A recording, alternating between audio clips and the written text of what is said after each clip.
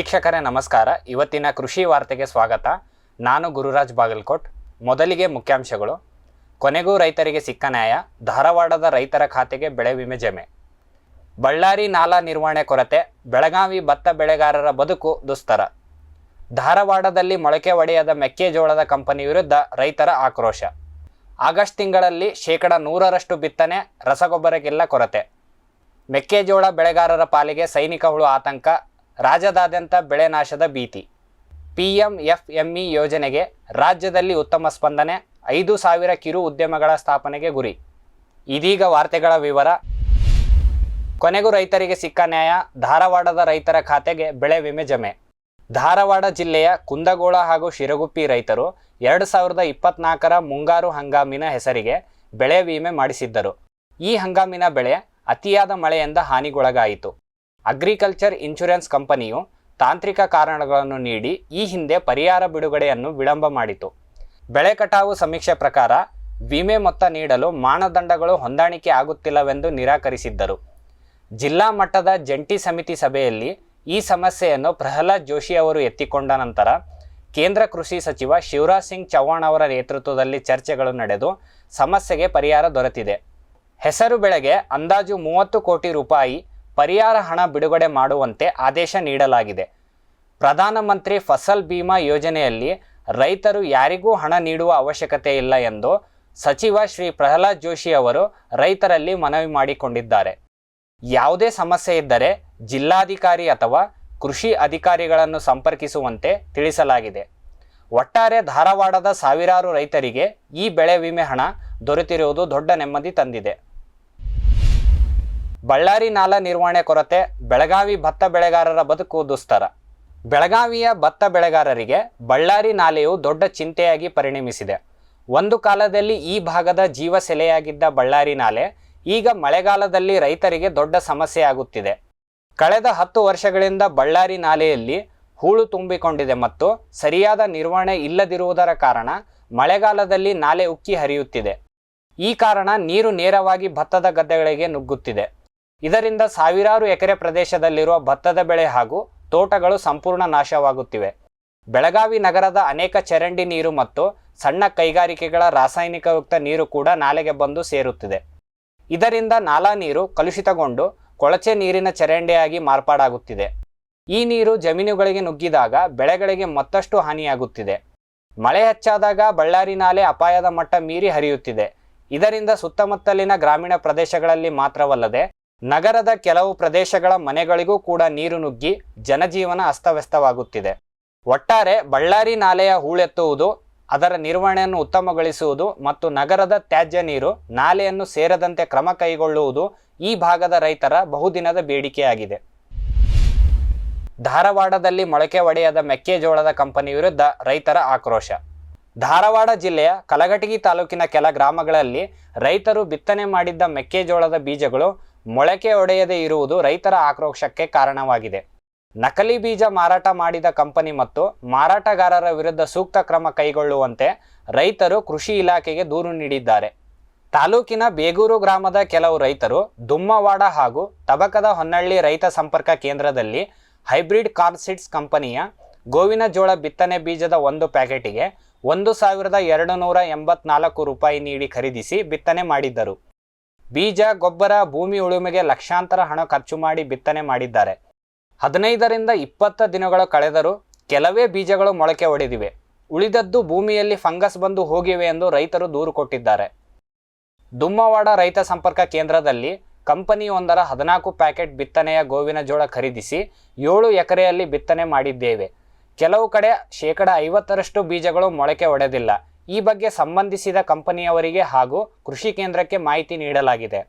ಆದರೂ ಯಾರೂ ಸರಿಯಾಗಿ ಸ್ಪಂದಿಸುತ್ತಿಲ್ಲ ಎಂದು ಗ್ರಾಮದ ರೈತ ಗುರು ಚೆನ್ನಯ್ಯ ಹಿರೇಮಠ್ ಅವರು ತಮ್ಮ ಅಳಲನ್ನು ತೋಡಿಕೊಂಡಿದ್ದಾರೆ.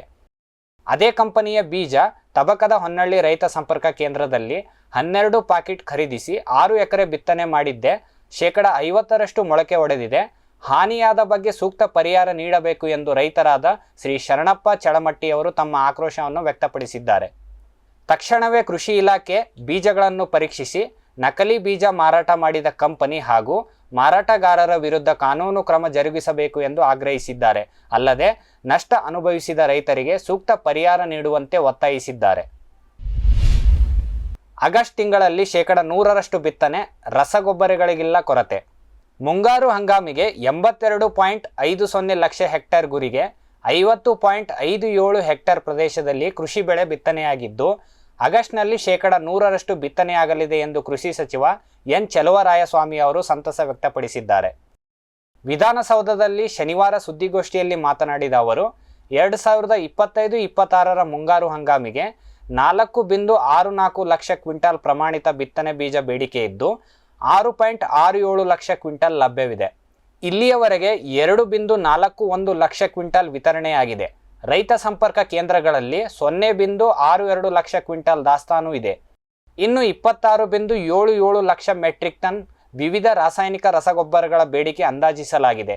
ಇಲ್ಲಿಯವರೆಗೆ 13.73 ಲಕ್ಷ ಮೆಟ್ರಿಕ್ ಟನ್ ರಸಗೊಬ್ಬರದ ಮಾರಾಟವಾಗಿದೆ. ಜುಲೈನಲ್ಲಿ 3.02 ಲಕ್ಷ ಮೆಟ್ರಿಕ್ ಟನ್ DAP ರಸಗೊಬ್ಬರದ ಬೇಡಿಕೆ ಇದ್ದು 2.41 ಲಕ್ಷ ಮೆಟ್ರಿಕ್ ಟನ್ ದಾಸ್ತಾನು ಇದೆ. DAP ರಸಗೊಬ್ಬರಕ್ಕೆ ಪರ್ಯಾಯವಾಗಿ ಪೋಷಕಾಂಶಗಳನ್ನು ಒದಗಿಸುವ ಕಾಂಪ್ಲೆಕ್ಸ್ ರಸಗೊಬ್ಬರ ಬಳಕೆಗೆ ರೈತರಲ್ಲಿ ಅರಿವು ಮೂಡಿಸಲಾಗುತ್ತಿದೆ ಎಂದು ಸಚಿವರು ಮಾಹಿತಿ ನೀಡಿದ್ದಾರೆ. ರಾಜ್ಯದಲ್ಲಿ ಕೃಷಿ ಯೋಜನೆಗಳ ಸಂಬಂಧ ಪ್ರಸ್ತಾವನೆ ಸಲ್ಲಿಸುವ ಸಲುವಾಗಿ ಚೆಲುವರಾಯಸ್ವಾಮಿ ಮತ್ತು ಅಧಿಕಾರಿಗಳ ತಂಡ ಇವತ್ತು ದೆಹಲಿಯಲ್ಲಿ ಕೇಂದ್ರ ಕೃಷಿ ಸಚಿವ ಶ್ರೀ ಶಿವರಾಜ್ ಸಿಂಗ್ ಚೌಹಾಣ್ ಅವರನ್ನು ಭೇಟಿ ಮಾಡಲಿದೆ ಎಂದು ಪ್ರಸ್ತಾವನೆ ಮಾಡಿದ್ದಾರೆ. ಇದೀಗ ಒಂದು ವಾಣಿಜ್ಯ ವಿರಾಮ. ಸಮೃದ್ಧ ಸಾವಯವ ಗೊಬ್ಬರ, MSGP ಮತ್ತು KCDC ಉತ್ಪಾದನೆ, ಫಾರ್ಮ್ ಟಿವಿಯಿಂದ ಸರಬರಾಜು, ಅತಿ ಕಡಿಮೆ ಬೆಲೆಗೆ ಅತ್ಯುತ್ತಮ ಗೊಬ್ಬರ, ಇಲ್ಲ ಭಾರಲೋಹ, ಕೃಷಿ ವಿಶ್ವವಿದ್ಯಾಲಯದಿಂದ ಪರೀಕ್ಷಿತ ಸಾವಯವ ಇಂಗಾಲ, NPK, PH, EC ಎಲ್ಲ ನಿಗದಿತ ಮಿತಿಯಲ್ಲಿ. ಅಡಿಕೆ, ತೆಂಗು, ಬಾಳೆ, ಕಾಫಿ, ದಾಳಿಂಬೆ, ದ್ರಾಕ್ಷಿ, ಕಬ್ಬು, ಭತ್ತ, ಜೋಳ, ಹತ್ತಿ ಹೀಗೆ ಎಲ್ಲಾ ಬೆಳೆಗಳಿಗೂ ಪ್ರಶಸ್ತ. ಜೀವಂತ ಮಣ್ಣು, ಸಮೃದ್ಧ ಬೆಳೆ, ಅತ್ಯಧಿಕ ಲಾಭಕ್ಕೆ ಬಳಸಿ ಸಿಟಿ ಕಾಂಪೋಸ್ಟ್. ವಿರಾಮದ ನಂತರ ಮತ್ತೆ ಕೃಷಿ ವಾರ್ತೆಗೆ ಸ್ವಾಗತ. ಮೆಕ್ಕೆಜೋಳ ಬೆಳೆಗಾರರ ಪಾಲಿಗೆ ಸೈನಿಕ ಹುಳು ಆತಂಕ, ರಾಜ್ಯದಾದ್ಯಂತ ಬೆಳೆ ನಾಶದ ಭೀತಿ. ಸೈನಿಕ ಹುಳು ಫಾಲ್ ಆರ್ಮಿ ವಾರ್ಮ್ ಭಾರತಕ್ಕೆ ಹೊಸ ಕೀಟವಾಗಿದ್ದು, ಕಳೆದ ಕೆಲ ವರ್ಷಗಳಿಂದ ರಾಜ್ಯದಾದ್ಯಂತ ಮೆಕ್ಕೆಜೋಳ ಬೆಳೆಗಾರರ ಪಾಲಿಗೆ ದೊಡ್ಡ ಸಮಸ್ಯೆಯಾಗಿ ಪರಿಣಮಿಸಿದೆ. ಈ ಕೀಟವು ಮೆಕ್ಕೆಜೋಳಕ್ಕೆ ಮಾತ್ರವಲ್ಲದೆ ಭತ್ತ, ಜೋಳ, ಕಬ್ಬು ಮತ್ತು ಕೆಲ ತರಕಾರಿ ಬೆಳೆಗಳಿಗೂ ಸಹ ಹಾನಿ ಉಂಟು ಮಾಡುತ್ತದೆ.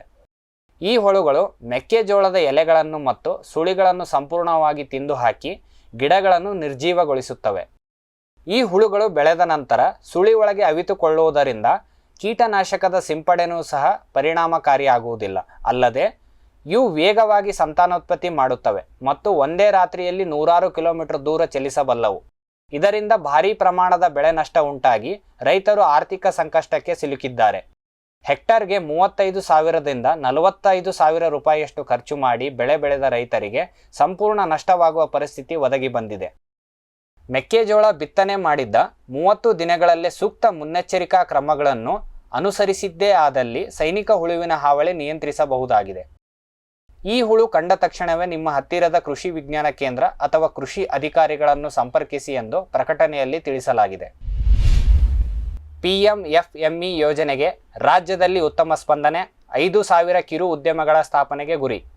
ರಾಜ್ಯದಲ್ಲಿ ಕಿರು ಆಹಾರ ಸಂಸ್ಕರಣಾ ಉದ್ಯಮಿಗಳ ಸ್ಥಾಪನೆಗೆ ಕೇಂದ್ರ ಮತ್ತು ರಾಜ್ಯ ಸರ್ಕಾರಗಳು ಭಾರೀ ಪ್ರೋತ್ಸಾಹ ನೀಡುತ್ತಿವೆ. ಕೇಂದ್ರ ಸರ್ಕಾರವು PMFME ಯೋಜನೆಯನ್ನು ಮತ್ತೊಂದು ವರ್ಷಕ್ಕೆ ವಿಸ್ತರಿಸಿದೆ.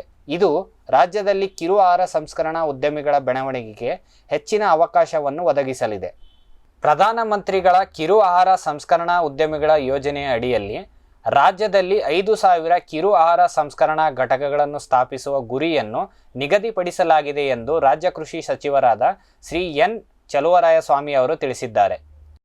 ಕೇಂದ್ರ ಸರ್ಕಾರವು PMFME ಯೋಜನೆಯಡಿ ಸಬ್ಸಿಡಿ ನೀಡಿ ಪ್ರೋತ್ಸಾಹಿಸುತ್ತಿದೆ.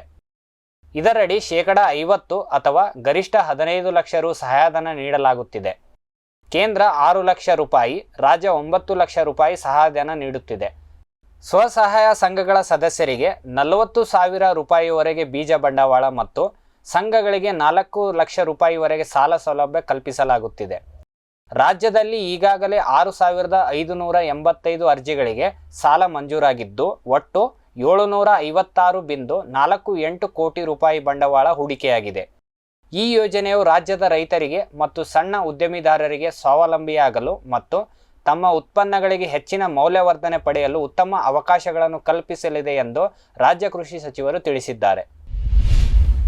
ಬೆಂಗಳೂರು ಕೃಷಿ ವಿಶ್ವವಿದ್ಯಾಲಯದಿಂದ ಡಿಪ್ಲೊಮಾ ಕೃಷಿ ಪ್ರವೇಶಕ್ಕೆ ಅರ್ಜಿ ಆಹ್ವಾನ. ಬೆಂಗಳೂರು ಕೃಷಿ ವಿಜ್ಞಾನಗಳ ವಿಶ್ವವಿದ್ಯಾಲಯದಲ್ಲಿ 2025-26ನೇ ಸಾಲಿಗೆ ಡಿಪ್ಲೊಮಾ ಕೋರ್ಸ್ ಪ್ರವೇಶಕ್ಕಾಗಿ ಅರ್ಹ ಅಭ್ಯರ್ಥಿಗಳಿಂದ ಅರ್ಜಿಗಳನ್ನು ಆಹ್ವಾನಿಸಲಾಗಿದೆ. ಇಂದಿನ ಪರಿಸ್ಥಿತಿಯಲ್ಲಿ ನಗರಗಳಿಗೆ ವಲಸೆ ಹೋಗುತ್ತಿರುವ ಯುವ ರೈತಾಪಿ ಸಮುದಾಯವನ್ನು ಆಕರ್ಷಿಸಿ ಮತ್ತೆ ಅವರನ್ನು ವ್ಯವಸಾಯದ ಕಡೆ ಒಲವು ಮೂಡುವಂತೆ ಮಾಡುವುದರ ಸಲುವಾಗಿ ಕರ್ನಾಟಕ ಸರ್ಕಾರವು 2 ವರ್ಷದ ಡಿಪ್ಲೊಮಾವನ್ನು ಪ್ರಾರಂಭ ಮಾಡಲು 2011-12ರಲ್ಲಿ ಎಲ್ಲ ಕೃಷಿ ವಿಶ್ವವಿದ್ಯಾಲಯಗಳಿಗೆ ಆದೇಶ ಮಾಡಿತ್ತು. ರೈತರ ಹಾಗೂ ಕೃಷಿ ಕಾರ್ಮಿಕರ ಮಕ್ಕಳಿಗೆ 50% ಸೀಟುಗಳನ್ನು ಡಿಪ್ಲೊಮಾ ಪ್ರವೇಶಕ್ಕೆ ಮೀಸಲಿಡಲಾಗಿದೆ ಎಂದು ವಿಶ್ವವಿದ್ಯಾಲಯದ ಅಧಿಕೃತ ಪ್ರಕಟಣೆಯಲ್ಲಿ ತಿಳಿಸಲಾಗಿದೆ. ಕೃಷಿ ಡಿಪ್ಲೊಮಾ ಪ್ರವೇಶ ಪಡೆಯಲು ಆಸಕ್ತಿಯನ್ನು ಹೊಂದಿರುವ ವಿದ್ಯಾರ್ಥಿಗಳು ಅರ್ಜಿ ಸಲ್ಲಿಸಲು ಕೊನೆಯ ದಿನಾಂಕ ಮುಕ್ತಾಯವಾಗುವುದರ ಒಳಗಾಗಿ ಭರ್ತಿ ಮಾಡಿದ ಅರ್ಜಿಗಳನ್ನು ಡಿಡಿ ಲಗತ್ತಿಸಿ ಕುಲಸಚಿವರು ಕೃಷಿ ವಿಶ್ವವಿದ್ಯಾಲಯ GKVK ಬೆಂಗಳೂರು 560065 ಇಲ್ಲಿಗೆ ದಿನಾಂಕ 18/7/2025 ಸಂಜೆ 4ರ ಒಳಗಾಗಿ ಖುದ್ದಾಗಿ ಅಥವಾ ಅಂಚೆ ಮೂಲಕ ಅರ್ಜಿಯನ್ನು ಕಳಿಸಬೇಕೆಂದು ಪ್ರಕಟಣೆಯಲ್ಲಿ ತಿಳಿಸಲಾಗಿದೆ. ಇವಿಷ್ಟು ಇವತ್ತಿನ ಕೃಷಿ ವಾರ್ತೆ. ಕೃಷಿಯ ನಿರಂತರ ಕಾರ್ಯಕ್ರಮಗಳಾಗಿ ವೀಕ್ಷಿಸಿ ಫಾರ್ಮ್ ಟಿವಿ. ನಮಸ್ಕಾರ.